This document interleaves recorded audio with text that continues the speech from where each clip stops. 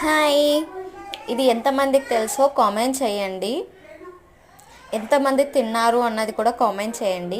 అదేంటంటే కారం, నూనె, ఉప్పు, అల్లం వెల్లిపాయ అనమాట. దేనికోసం ఇది అనుకుంటున్నారా? దేంతో కలుపుతున్నా చూసారా మీరు? చపాతీ. ఏం చపాతీ అంటే నూకల రొట్టె అనమాట. దీన్ని చపాతీ అన్నారు, మేమైతే నూకల రొట్టె అంటాం. చూడండి, ఇలా నూకల రొట్టె మొత్తము ఇప్పుడు నేను కొంచెమే అనుకుంటున్నా, చపాతీ కంటింది. కానీ చిన్నప్పుడు అయితే, నా చిన్నప్పుడు మమ్మీ మంచిగా ఇలా స్ప్రెడ్ చేసి ఇస్తే తినేదాన్ని అన్నమాట. మీరు ఎంతమంది ఇలా తిన్నారు? మీకు ఎంతమందికి ఇది ఇష్టము? మీరు కామెంట్ చేయండి. మా పిల్లలకి కూడా కర్రీ కంటే కారంతో ఇష్టం అన్నమాట. నేను కర్రీ పెడతా అన్న వాళ్ళు ఇలాగే తింటారు.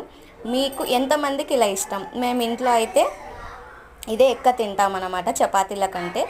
నూకల రొట్టె చేసుకుంటే కారం నూనెతోటి. బాయ్.